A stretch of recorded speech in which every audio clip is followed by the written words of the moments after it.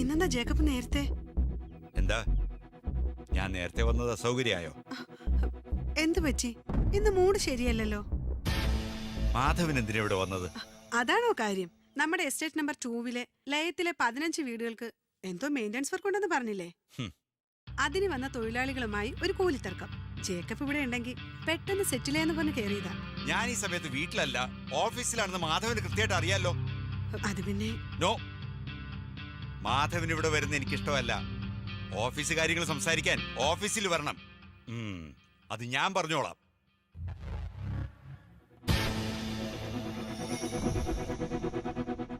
ഞാനിത് പ്രതീക്ഷിച്ചിരുന്നു Jacob. Annie ദൈവത്തിന് പ്രിയപ്പെട്ടവളായിരുന്നു.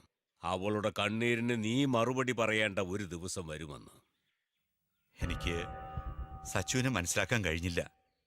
എന്റെ തെറ്റുകൾ അവനെ ഒരുപാട് സങ്കടപ്പെടുത്തിയിട്ടുണ്ട് ഫാദർ. തെറ്റുകൾ സ്വയം തിരിച്ചറിയുന്നതാണ് ജേക്കബ് ഏറ്റവും നല്ല പ്രായശ്ചിത്തം. ആനി നൽകേണ്ട സ്നേഹം ഇനിയുള്ള കാലം മകന് നൽകി ജേക്കബ് അവന് വേണ്ടി ജീവിക്കുക. മോന്റെ കാര്യത്തിൽ ഞാൻ ചില തീരുമാനങ്ങൾ എടുത്തിട്ടുണ്ട്.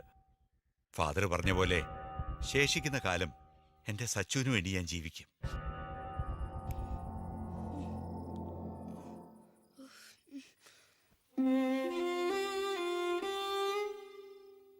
മോനെ സച്ചു, എഴുന്നേക്കടാ. മോമെല്ലാം കഴിച്ചോ? അപ്പച്ചന് തെറ്റുപറ്റി. ഇനി അപ്പച്ചൻ മോനെ വഴക്കു പറയത്തില്ല.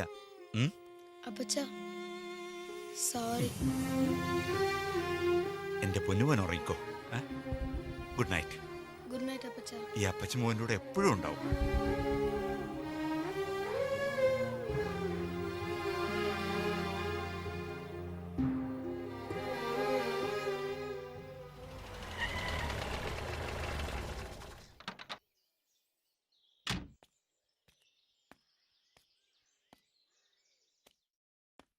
എടി നന്ദി കേട്ടോളെ.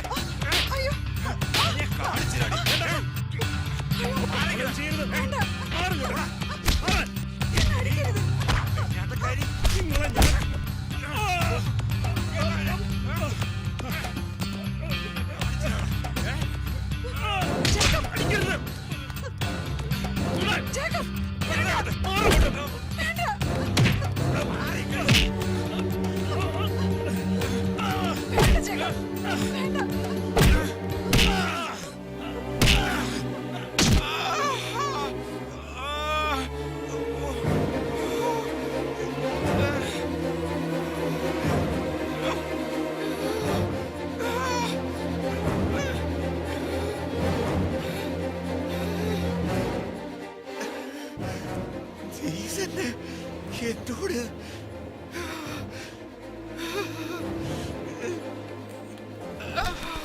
എന്റെ മോനെ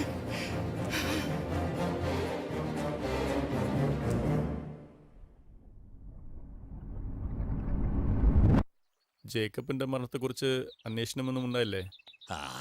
പേരിനൊരു അന്വേഷണം. മാധവനും മേരിയും പണം ശരിക്കും വാരിയെറിഞ്ഞു. തൊഴിലാളികൾ സംഘടിച്ചില്ലേ? മുതലാളിയുടെ മരണത്തിൽ ദുരൂഹത ഉണ്ടെന്നും പറഞ്ഞ് മാനേജർ മാധവനെ പാവപ്പെട്ട തൊഴിലാളികൾക്കൊക്കെ പേടിയായിരുന്നു. കേസ് അങ്ങനെ കെട്ടടങ്ങി. ഓക്കെ. ഫാദർ സച്ചിന് ഇങ്ങനെയൊരു അടുപ്പം വരാൻ കാരണം? അമ്മച്ചിയും അപ്പച്ചനും മരണപ്പെട്ടതിന് കാരണം മേരിയാണെന്ന് അവൻ അറിയാമായിരുന്നു.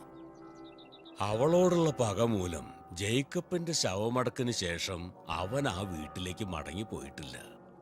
ഞാൻ അവന് ചാപ്പലിനോട് ചേർന്നുള്ള ഒരു ചെറിയ വീട്ടിൽ അഭയം കൊടുത്തു. അപ്പോ ജേക്കബിന്റെ സ്വത്തുക്കൾ? അവിടെ മേരിയുടെ എല്ലാ കണക്കുകൂട്ടലുകളും തെറ്റി. മകന് പ്രായപൂർത്തിയാകുമ്പോ സർവ്വ സ്വത്തുക്കളുടെയും പരിപൂർണ അവകാശം സച്ചിന്റെ പേരിൽ ജേക്കബ് എഴുതി വെച്ചു. അതറിഞ്ഞതോടെ മേരി സച്ചിനെ ബംഗ്ലാവിലേക്ക് തിരിച്ചു കൊണ്ടുവരാൻ പല വിധത്തിലുള്ള ശ്രമങ്ങളും നടത്തി. ഒടുവിൽ അവനിലെ കൗമാരക്കാരനെ വശീകരിക്കാൻ മേരി സിസിലിയെ നിയോഗിച്ചു. ചാപ്പലിനടുത്തുള്ള പുരയിലേക്ക് സിസിലി പലപ്പോഴും വരാൻ തുടങ്ങി. ഞാനും സച്ചിനും അവളെ ശകാരിച്ചു മടക്കി അയക്കാൻ ശ്രമിച്ചു. ഒടുവിൽ ഞാൻ പേടിച്ചതുപോലെ തന്നെ സംഭവിച്ചു. സച്ചിനിലെ പുരുഷനെ അവൾ ഉണർത്തി, ഒപ്പം അവനിലെ മാനസിക രോഗിയെയും.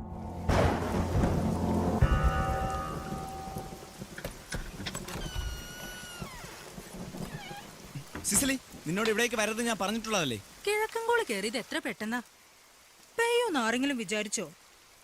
ഇനി അഥവാ അങ്ങനെ സംഭവിച്ചാൽ തന്നെ രാത്രി നനഞ്ഞു കുളിച്ചൊരു പെണ്ണ് വീട്ടിൽ കയറി വന്ന ഏതെങ്കിലും ആൺകുട്ടികൾ ഇങ്ങനെ കോപിക്കോ?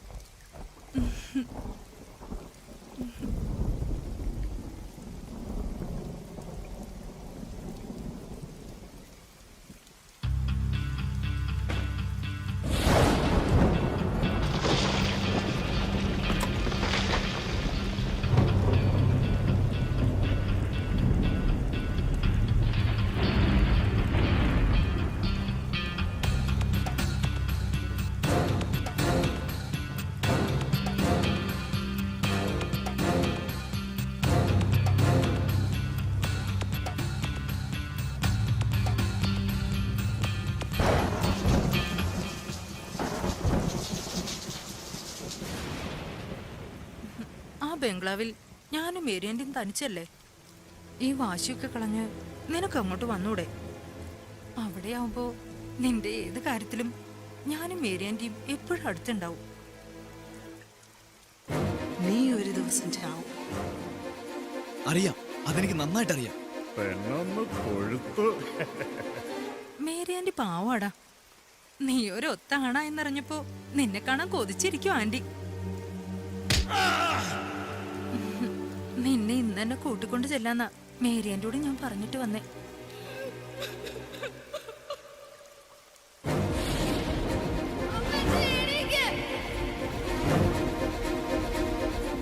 നമുക്ക് പോവാം സച്ചിൻ ആന്റിയുടെ അടുത്തേക്ക്. എന്നെ കൊണ്ടുപോകാൻ വന്നാണല്ലേ? അതും എന്റെ അപ്പച്ചനും അമ്മച്ചയും കൊന്നവളുടെ അടുത്തേക്ക് സമ്മതിക്കില്ല. ഈ ജന്മം ഞാൻ അതിനെ സമ്മതിക്കില്ല. ഡീ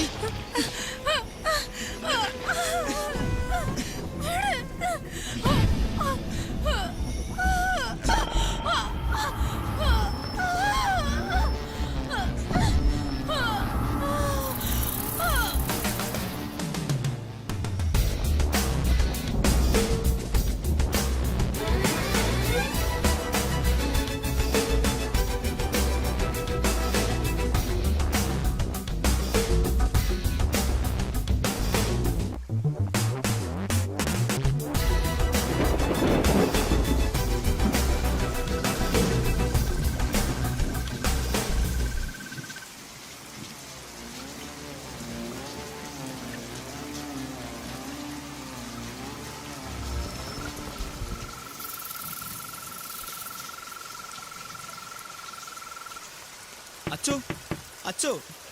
ആരാ ആരാ ഈ പാതിരി നേരത്ത്? ഓ, നീയോ? എന്തേ? അച്ചോ, എനിക്കൊന്ന് കുമ്പസാരിക്കണം. കുമ്പസാരിക്കാൻ ഈ നേരത്തോ? നേരം വെളുത്തിട്ട് പോരെ മോനെ. അതുപോരാ, ഇപ്പൊ തന്നെ കുമ്പസാരിക്കണം.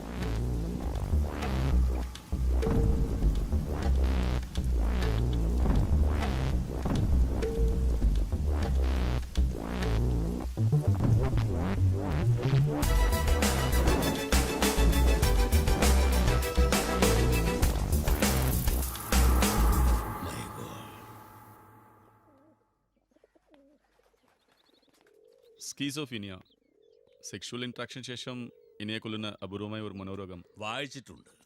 സെക്ഷൽ ഇൻട്രാക്ഷൻ ശേഷം ഇണയെ കൊന്നു തിന്നുന്ന ഒരിനം ചിലന്തിയെക്കുറിച്ച്.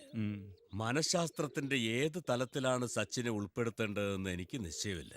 പക്ഷെ ഒരു കാര്യം, സിസിലിയുടെ കൊലപാതകത്തിലൂടെ അവൻ ആ ജോലിയിൽ കൂടുതൽ കരുത്തനും സമർത്ഥനുമായി തീർന്നിരിക്കണം. അപ്പോ നമ്മൾ ഊഹിച്ചതിനും അപ്പുറത്തായിരിക്കും കാര്യം. കുറെ നാളുകളായി അവനെ കുറിച്ച് എന്റെ മനസ്സിങ്ങനെ ആശങ്കപ്പെടുന്നു.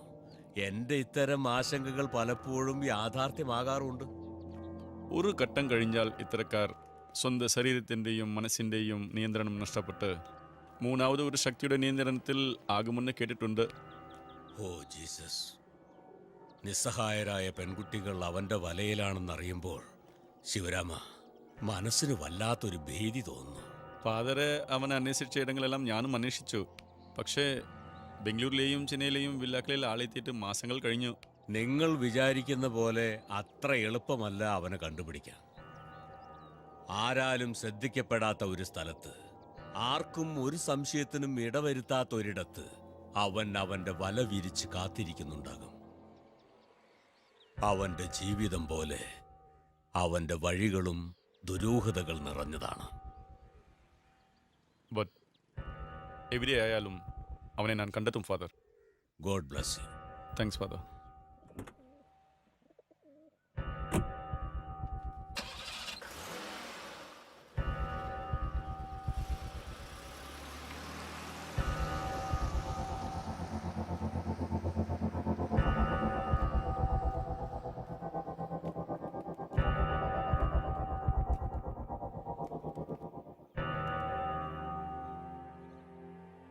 നിന്നെ വിഷമിപ്പിക്കണ്ടെന്നോർത്താ ഞാനിത് ഇതുവരെ പറയാതിരുന്നത്. സാഗറെ, അവൾക്ക് സൗഹൃദം പണത്തോടാ. ഹിമയെ വീണ്ടും